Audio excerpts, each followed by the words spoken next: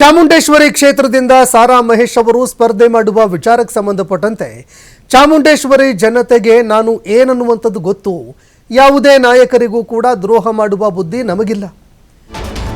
ಚಾಮುಂಡೇಶ್ವರಿ ಕ್ಷೇತ್ರದಿಂದ ಸಾರಾ ಮಹೇಶ್ ಅವರು ಸ್ಪರ್ಧೆ ಮಾಡ್ತಾರೆ ಅನ್ನೋ ವಿಚಾರಕ್ಕೆ ಸಂಬಂಧಪಟ್ಟಂತೆ ನಾನೇನನ್ನೋದು ಚಾಮುಂಡೇಶ್ವರಿ ಜನತೆಗೆ ಗೊತ್ತು, ಯಾವುದೇ ನಾಯಕರಿಗೂ ದ್ರೋಹ ಮಾಡುವಂತಹ ಬುದ್ಧಿ ನಮಗಿಲ್ಲ ಅಂತ ಮಾತನಾಡಿದ್ದಾರೆ.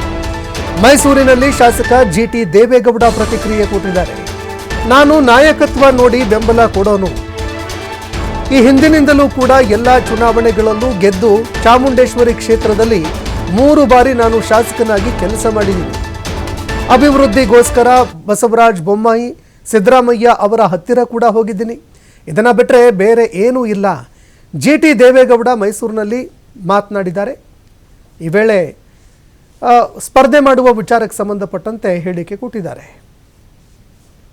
ಹುಣಸೂರಲ್ಲಿ 2 ಬಾರಿ ಶಾಸಕ, ವಿಶೇಷವಾಗಿ ಚಾಮುಂಡೇಶ್ವರಿ ಜನತೆಗೆ ನಾನೇನು ಯಾವುದೇ ನಾಯಕರುಗಳಿಗೂ ಕೂಡ ನಾನು ಯಾವತ್ತೂ ಕೂಡ ದ್ರೋಹ ಮಾಡೋ ಬುದ್ಧಿ ನನಗಿಲ್ಲ.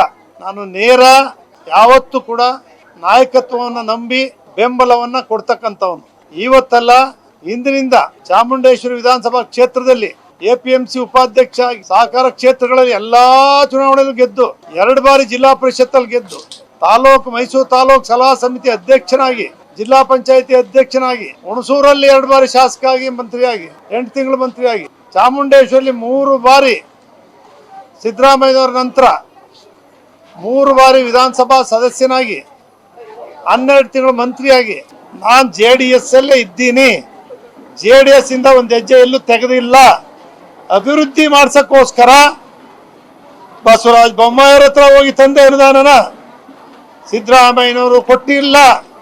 ನೀವು ಕೊಡಿ ಅಂತೇಳಿ ಒತ್ತಾಯವನ್ನ ಮಾಡ್ತಾ ಇದ್ದೀವಿ. ವಿಶೇಷವಾಗಿ ಚಾಮುಂಡೇಶ್ವರಿ ಜನತೆಗೆ ನಾನೇನು ಯಾವುದೇ ನಾಯಕರುಗಳಿಗೂ ಕೂಡ ನಾನು ಯಾವತ್ತೂ ಕೂಡ ದ್ರೋಹ ಮಾಡೋ ಬುದ್ಧಿ ನನಗಿಲ್ಲ.